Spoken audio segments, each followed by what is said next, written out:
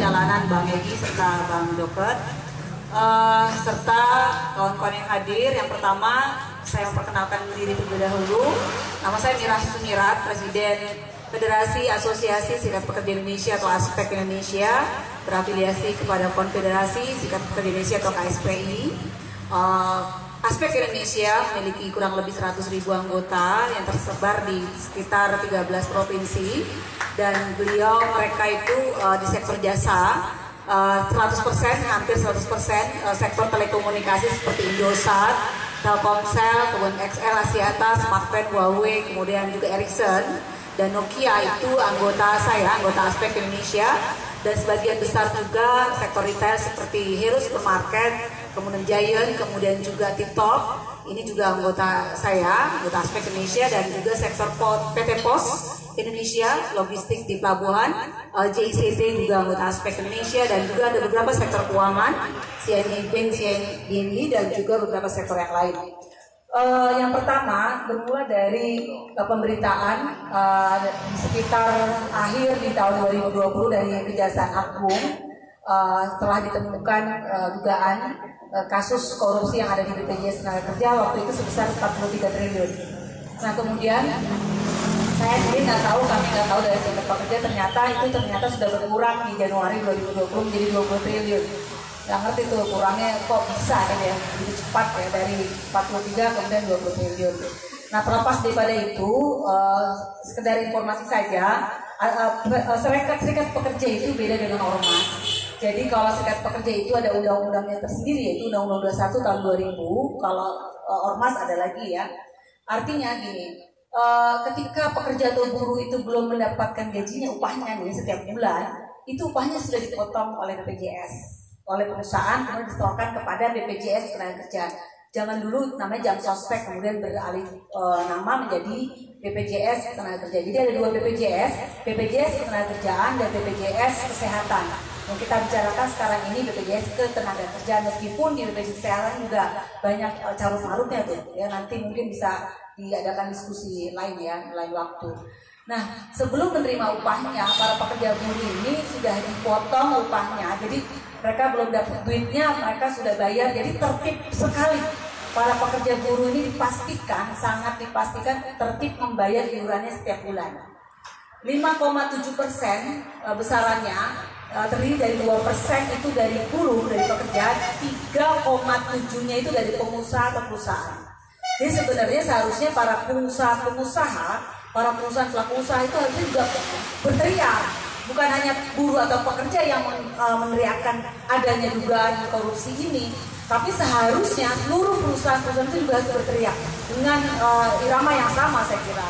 Nah, masalahnya memang ada beberapa kasus oknum pengusaha, oknum perusahaan yang nakal juga. Jadi ada jumlah karyawan misalnya 1.000, dia hanya mendaftarkan 500 atau 100 pekerjanya kepada BPJS. Ada yang lebih sadis lagi, para oknum pengusaha ini dia ngambil potongin upahnya si buruh tersebut, ternyata nggak disetorkan. Ini kasus ya. Tetapi yang sekarang kita bicarakan adalah perusahaan yang betul-betul mendaftarkan seluruhnya jumlah pekerja dan betul-betul membayarkan upahnya itu kepada si BPJS itu. Nah, persoalan muncul selama ini, terus terang saja kami dari pekerja buruh tidak pernah mendapatkan secara transparan kemana alokasi dana yang sudah dipotong tersebut. Jadi mereka menginvestasikan kemana-kemana itu nggak ada. Padahal kami quote-unquote ya sebagai komisaris atau yang memiliki dana tersebut kan para pekerja buruh ini nggak dapat. Ada memang waktu itu sebelum masuk ke era digital, mereka melakukan yang setiap tahun tuh, kalau mungkin kawan-kawan pernah menjadi pekerja atau buruh atau sekarang masih bekerja, dapat laporan yang setiap tahun tuh warna hijau. Nah di sana tertulis memang pengembangan, tapi tidak pernah terjelaskan dengan secara rinci uangnya itu diinvestasikan kemana-kemana. Koran katanya, nanti dicek sama Bang Daeng juga, koran katanya uangnya buruh pekerja ini sekarang ini jumlahnya 500 triliun. 500 triliun, luar biasa banyak ya. Tapi utang kita 6.000 triliun ya. Ini nggak ngangkat juga. Nah, saya kira ini yang menjadi persoalan. ketika kawan-kawan perwakilan, sebenarnya ada Bang Iko, perwakilan para pekerja buruh ini menjadi dewan pengawas atau dewas di BPJS Kerja.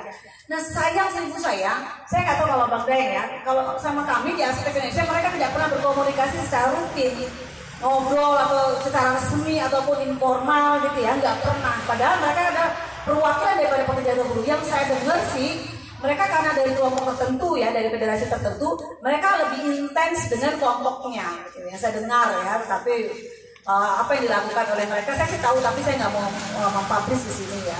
Jadi ini yang kalau menurut saya sangat-sangat memalukan, yang memuakan, shock berat bagi kami, shock berat para pekerja buruh ini ketika mendengar ini. Tetapi sebenarnya ini adalah puncak gunung es.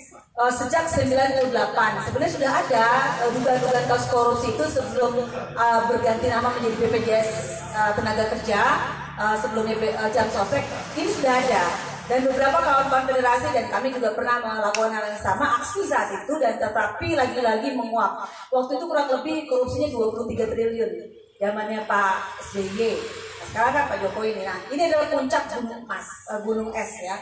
Nah ini yang mungkin rakyat harus mengetahui ini, dan saya kira rakyat juga harus mengetahui bahwasannya saat ini sedang terjadi krisis, di mana anggota saya, anggota Bang Daeng juga, dan mungkin Bang Daeng juga mengalami, dan saya juga mengalami, untuk klaim ke BPJS Naker ketika kita sudah di PHK, pensiun, atau kita biasanya sekarang ini karena terjadi pola banyak anak-anak kontrak, di kontrak 6 bulan, tetapi kan sudah didaftarkan ke BPJS gitu ya, 6 bulan harusnya sudah ada duitnya nih. Nah ketika mereka klaim itu sangat sulit ya, dan ketika mereka betul-betul sudah melengkapi syarat-syaratnya sesuai dengan apa yang sudah dimintakan oleh BPJS, ternyata kawan-kawan anggota saya itu sampai detik ini sudah hampir 2 tahun, 3 tahun belum dapat duitnya. Belum dapat duitnya itu dia. Nah beda dengan di bank, ketika kita nabung gitu ya, gampang banget kan, kita udah tinggal langsung memberikan formulir, kemudian nggak berapa lama cair gitu. Nah di sini di BPJS ini berkali-kali kawan-kawan saya, anggota saya telepon, datengin ke kantor BPJS di cabang, mereka ada aja alasannya. Padahal jelas ketika seorang pekerja atau buruh itu di PHK, berhenti, meskipun dia kemudian pindah ke perusahaan lain, tapi kepesertaannya tidak melanjutkan, tidak nyambung, dia harus dikasih duitnya itu. Kita sekitar ada 10 juta, 11 juta. Belum lagi ada banyak kawan-kawan yang kontrak tadi yang saya sampaikan 6 bulan, kemudian mereka nggak mau ngurus, bukan nggak ngurus, nggak ngerti ngurus, kan nggak ada transparansi. Itu uang tak bertuan luar biasa banyak. Jadi ini di luar daripada dugaan 43 triliun atau 20 triliun. Di luar itu sesungguhnya banyak sekali uang yang beredar yang tidak bertuan, dan ini kemana? Dan orang katanya, coba nanti dicek lagi Bang Daeng, rupa-rupanya ini jadi pesta tersendiri bagi kawan-kawan. Mohon maaf, saya bukannya iri hati atau dengki atau juga sirik gitu ya. Ketika kawan-kawan yang ada di staff-staffnya di BPJS katanya konon dapat THR-nya berapa staff itu 6 kali gaji THR-nya, belum bonusnya sampai puluhan kali, ini kan gila ya. Sedangkan satu sisi pengembangan uang yang kita masukkan, kita ketipkan di BPJS itu sangat sedikit. Artinya ini luar biasa menjadi sebuah pekerjaan rumah kita bersama. Dan saya mengucapkan terima kasih kepada kawan-kawan yang ada di Jalan Guntur 49 ini untuk mengadakan diskusi publik, dan harapan saya ini nanti bisa bergaung bersambut dan ada gelombang gerakan lagi yang besar. Sebelumnya dari KSPI, Konfederasi Serikat Pekerja Indonesia, bersama aspek juga di dalamnya, dan PPRI Bang Daeng ini sudah melakukan aksi kemarin tuh, kalau nggak salah 2 minggu yang lalu di kantor BPJS Tenaga Kerja Pusat dan juga di kantor Kejagung. Dan insya Allah sekitar pertengahan atau awal Maret ini kita akan melakukan aksi lagi, dan ini mungkin akan secara bergelombang dengan kawan-kawan federasi yang lain ya. Nanti kita secara simultan dan juga mungkin bersama-sama untuk kemudian terus menyuarakan. Kalau tidak, ini akan lenyap lagi kawan-kawan, betul nggak? Jangan sampai kasus kilometer 50 itu juga terulang. Jadi saya kira jangan sampai terus kemudian lenyap lagi. Ini kebiasaan buruk ya.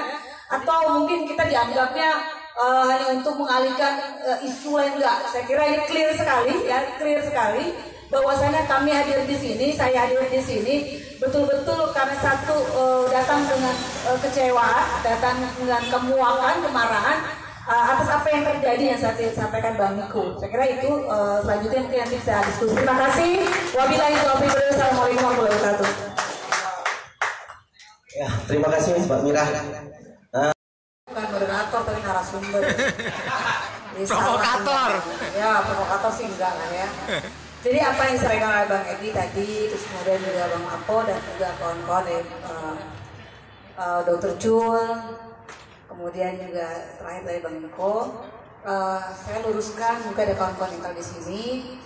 Mereka semua tidak dalam konteks untuk memprovokasi karena memang saya dapat saya mengikuti sebagian ya dari media, dari kawan-kawan yang menjadi pengacara Pak Saganda menganggap bahwasannya beliau ada memprovokasi sehingga tercipta aksi unjuk rasa di tanggal 8/9 itu.